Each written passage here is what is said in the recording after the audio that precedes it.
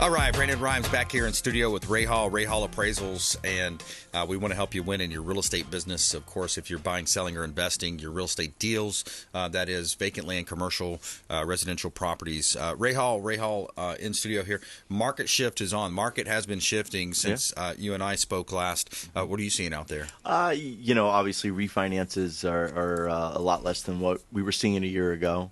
Still not seeing those declines that crash everyone was talking about. I'm still not seeing that, but houses are staying on the market a little bit longer.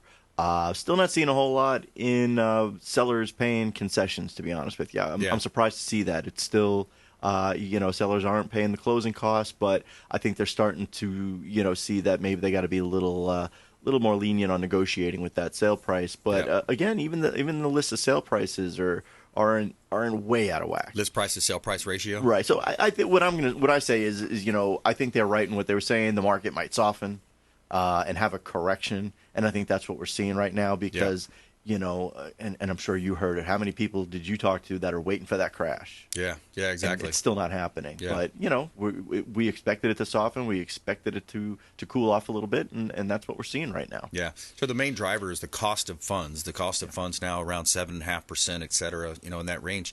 So you have low inventory still in Tampa Bay. We got about an 80% absorption rate, 1.2 month supply of inventory. It's very interesting. Pinellas, Hillsborough, Pasco are all within percentage points of each other, 1 or 2 percentage points as far as absorption go. But the challenge also still is for renters. There's a stat here from an economist. It says from 1985 to 2023, the national median rent price rose over 150%, while overall income grew just 35%. Yeah, I have a friend of mine who rents a 3-bedroom apartment, and her rent is what I pay in my mortgage for my 4-bedroom house, with a pool. Yeah. And I pay a little bit more than what that minimum mortgage payment is just to, take some of that principal off. Yep. So really these days, it's like renting's not even really an option. Yeah. It's just become so expensive out there. Yeah. That's why I've always been a big component with, buy a good deal, fix it up, get that forced appreciation, and that's right. You'll save money in the long run, and you'll do really well. Yeah, 58% of renters are living paycheck to paycheck. Absolutely, I can see that. It's challenging. Gas has doubled, record low savings rate, credit card debt through the roof, 1.2 trillion, I believe.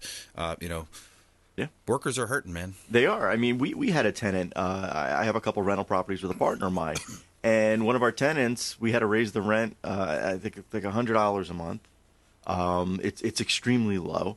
And the tenant even said, well, I'm going to have to find somewhere else. And he came back and said, forget it, I can't find anywhere else. Yeah, he looked for like 20 minutes, and he's like, wait, I'm coming back. Yeah, there's no way that he could get less rent than what we're charging him. Yeah. So, that's kind of what people are finding out there these days. And if you're in an existing lease and they've got a good lease rate, be a good tenant. Because you don't want to go out there and try to pay current market rents. Yeah, you don't want to be on the free market here as a free agent this time around. It's challenging. Now, do you think there's a crash coming? No, I don't either.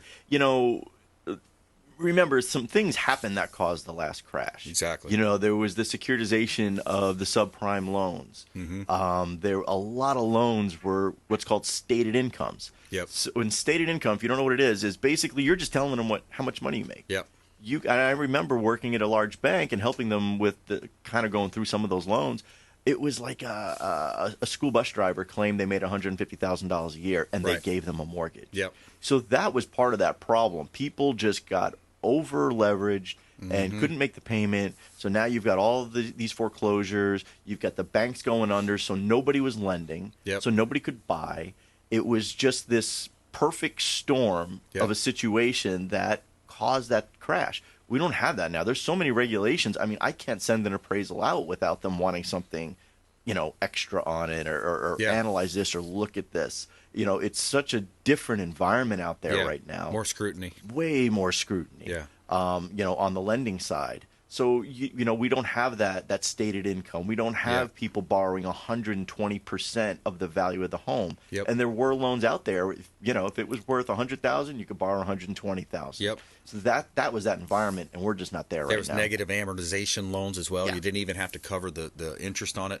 We're talking with Ray Hall Appraisals here on the Consumer Quarterback Show. He'll do a owner's use appraisal for you as well, much less than you might think cost-wise.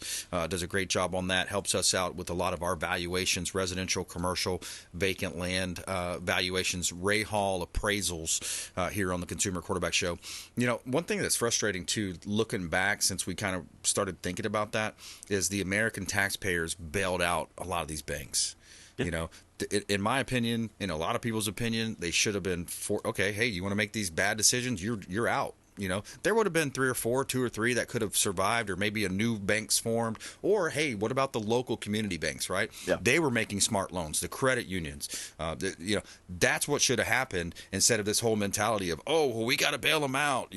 I'm tired of that. I'm tired of bailing people out. And I think, now putting them out of business, that's a tricky slope too, because that is a lot of employment, and you would be increasing your unemployment rate had that been done. Yep. But I think a lot more regulation on them.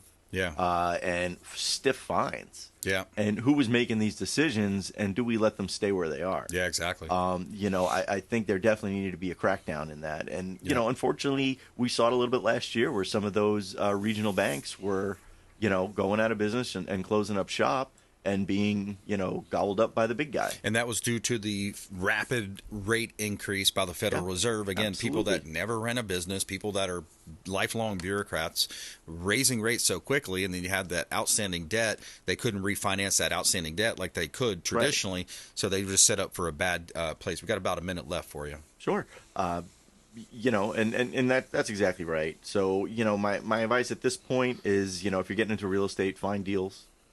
Buy into it. We're talking about these high rent rates. Well, that also helps the landlord. Yep. So if you have an opportunity to buy into some multifamily where you can live there and rent the other side out, do that. Build some wealth for yourself. Smart move. Even in this market where values are rising, you can still build some wealth for yourself. Yep. And, we can help you do that. We can help you tell you where your value's at, and you can give us a call at 813-452-5369 or rayhallappraisals.com. rayhallappraisals.com. And longtime friend of the program here, can do a valuation, does an owner's use appraisal, can help you with that, kind of assigning that value. And that was a good point you made earlier too. The taxable value online, it's a mass appraisal, not near what your actual value Nowhere is. near it. Well, hey, another great show. We had attorney Jason Coble, Chef Oscar from Brio, Alex Lima as well, Ray Hall Appraisals. And we want you to please go out there and consider committing a random act of kindness, do something kind for one another, and be a force for good in the community. We'll see you next time right here on the Consumer Quarterback Show, consumerqb.com. You've been listening to The Consumer Quarterback, Brandon R.